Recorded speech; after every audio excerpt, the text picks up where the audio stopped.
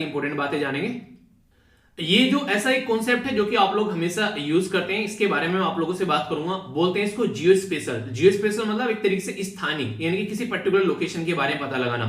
तो GS paper 2 और 3 के अंदर आप लोग इसको कनेक्ट कर सकते हैं। आज की डेट में अगर आप लोग जैसे कि फूड डिलीवरी के बारे में बात करें, ओला या फिर उबर के बारे में बात करें, या फिर अपनी लोकेशन के बारे में आप लोग बात करें, अगर किसी को आइडेंटिफाई करना है ये पर्टिकुलर लोकेशन कहां पर है, तो आप लोग जो सिस्टम यूज करते हैं वो आज के डेट में जियो स्पेशल सिस्टम आप लोग को देखने को मिलता है। ये तो मैंने आप लोगों को एक छोटी सी बात बताई, पर आज की डेट में अगर बात करें जो यहाँ पर पावर प्लांट कहां पर है, कहां पर हमारी कंट्री में, यहाँ पर आज के डेट में पावर एनर्जी सेक्टर है, कोयल रिजर्व हमारे देश में कहां पर है, पेट्रोलियम नेचुरल गैस कहां पर है, कहां पर कितनी खेती बाड़ी आज के डेट में हो रही है, आज के डेट में कौन सी नदी कहां कहां किस किस डायरेक्शन में बह रही है, ये सारी अगर लोकेशन, अगर इन चीजों के बारे में आप लोग जानना चाहते हैं तो ये सेक्टर जो है वो काफी बड़ा रोल प्ले करता है। तो अभी ये न्यूज में क्यों आ गया है, तो काफी इंपॉर्टेंट आर्टिकल है, ध्यान से सुनिएगा, बहुत कुछ आप लोगों को जानने को मिलेगा और रिसेंटली क्वेश्चन भी आप लोगों से इससे बन सकते हैं आसानी से। सबसे पहले तो कौन सी मिनिस्ट्री यहाँ पर है जिसके द्वारा इससे रिलेटेड इंफॉर्मेशन दी गई है, तो याद रखिएगा ministry of science and technology है जिसके द्वारा यहाँ पर इंफॉर्मेशन दी गई है। मिनिस्टर कौन है ये आप लोग बताइए, छोटी छोटी बातें आप लोगों को पता होना चाहिए इनके बारे में,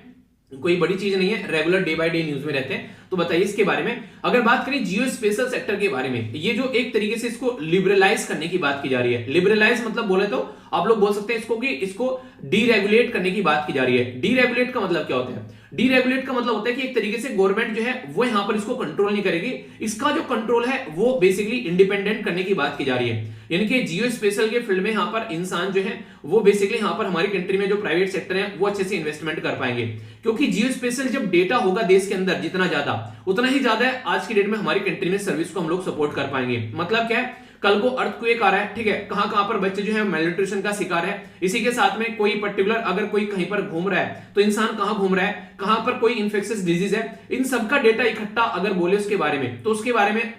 जो पृथ्वी के सरफेस पर उनके बारे में चीजों का पता लगाना, ये होता है बेसिकली जियो स्पेशल डेटा। तो यानी कि इस डेटा को अकेले गवर्नमेंट तो काम कर नहीं सकते,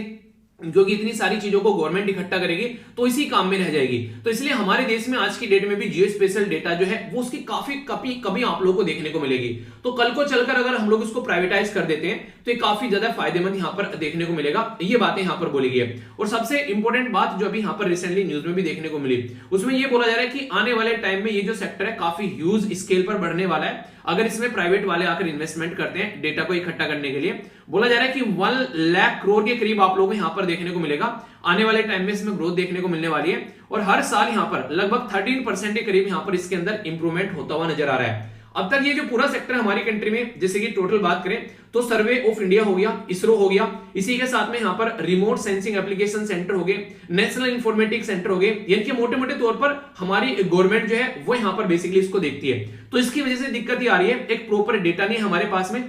जितना है थोड़ा बहुत जो गवर्नमेंट यूज करती है उतना डेटा हम लोग को देखने को मिलेगा। तो इसके चलते लोगों के अंदर ज्यादा अवेयरनेस भी नहीं है और स्किल्ड प्लेयर भी नहीं है इसमें, क्योंकि प्राइवेट वाले आएंगे तभी तो यहाँ पर और ज्यादा अच्छे से इन्वेस्टमेंट होगा, तभी तो इसमें और ज्यादा कंट्रीब्यूशन किया जाएगा, तो डेटा शेयरिंग भी आप लोगों को ज्यादा देखने को नहीं मिलती है। तो हमारे देश में इन सब चीजों की कमी को ध्यान में रखते हुए इसको डीरेगुलेट करने की बात की गई है ministry of science and technology के द्वारा। तो इससे लोकेशन कहां पर है, एट्रीब्यूट आप लोग एक तरीके से बोल सकते हैं कि पर्टिकुलर फिनोमिनन के बारे में, किसी पर्टिकुलर ऑब्जेक्ट के बारे में, उसकी कैरेक्टरिस्टिक के बारे में, या फिर टेम्पोरल या टाइम के हिसाब से आप लोग चीजों को अंडरस्टैंड कर पाएंगे। आज की डेट में फूड डिलीवरी हो गया, ई कॉमर्स सर्विस, अमेजन या फिर फ्लिपकार्ट से चीजें खरीदना, या फिर वेदर की इंफॉर्मेशन लेना, ये सारी इसी सिस्टम के थ्रू की जाती है जिसको आप लोग जियो स्पेशल सेक्टर बोलते हैं। अगर इस सेक्टर में और ज्यादा इन्वेस्टमेंट होगा तो काफी ज्यादा फायदा देखने को मिलेगा, ठीक है।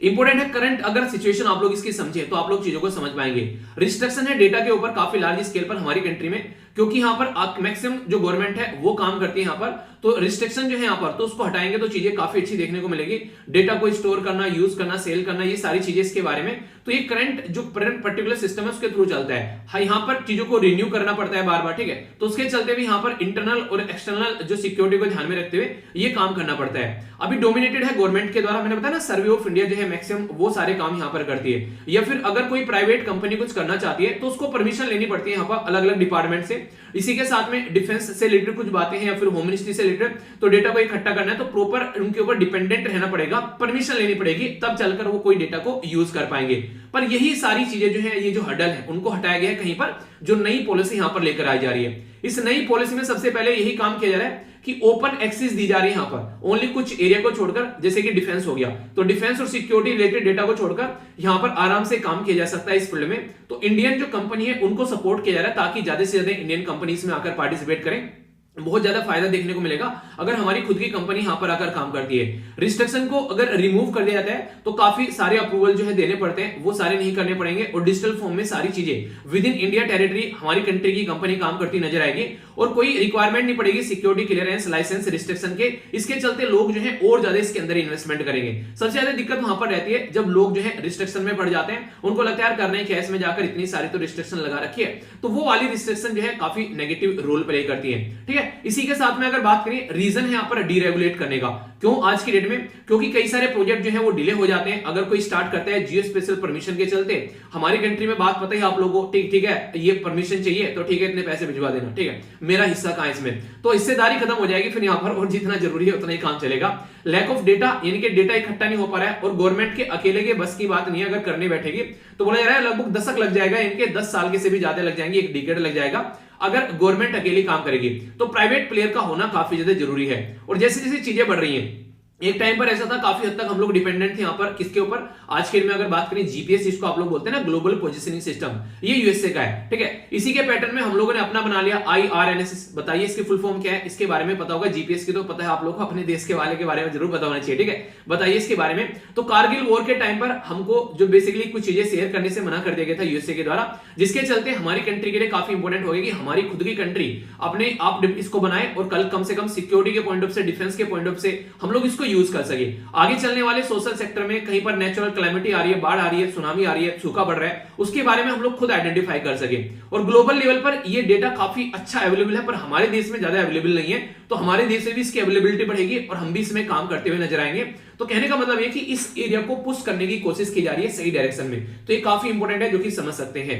इसी के साथ में इंपैक्ट क्या होगा डीरेगुलेशन का, देखिए जहां पर कंपटीशन होता है ना, वहां पर आप लोगों को कंटेंट, वहां पर आप लोगों को प्रोडक्ट, वहां पर आप लोगों को सर्विस सारी अच्छी मिलती है। अगर कंपटीशन नहीं होगा तो फिर सारी चीजें अच्छी नहीं मिलेगी, इंसान जो है अपनी मनमानी चलाएगा। जैसे जियो है आज के डेट में, एयरटेल है आज के डेट में, कंपटीशन चल रहा है तो प्राइस कई बार आप लोगों को काफी लोअर देखने को मिल जाते हैं। हालांकि जब दोनों का गठबंधन हो जाता है तो फिर सरकार बनती है हाई प्राइस की, वो एक अलग बात है। तो कंपटीशन क्या करते हैं यहाँ पर, एक अच्छा प्रोडक्ट निकाल कर लेकर आता है, नए लोगों को जॉब यहाँ पर मिलेगी, देखने को मिलेगा आप लोगों को, क्योंकि डेटा इकट्ठा किया जाएगा। तो काफी लार्ज स्केल पर प्राइवेट कंपनी भी इसमें अपना काम करना स्टार्ट करेगी और जो पब्लिक प्राइवेट इन्वेस्टमेंट यहाँ पर आएगा तो इससे पार्टनरशिप बढ़ेगी और काफी लार्ज स्केल पर एक एक्यूरेट डेटा निकाल पाएंगे और नया नया इन्वेस्टमेंट यहाँ पर आएगा तो इकोनॉमी भी बूस्ट करता हुआ नजर आएगा। तो ये पर्टिकुलर सेक्टर जो है इसके बारे में आप लोग याद रखिएगा, कंफ्यूजन नहीं होना चाहिए स्टेटमेंट देकर अगर पूछ ले कि यार ये क्या है। ठीक है, तो कंप्लीट आर्टिकल मैंने आप लोगों को बता दिया। तो आने वाले टाइम में हमारी कंट्री में काफी ज्यादा चीजें आप लोगों को देखने को मिलने वाली है। ठीक है।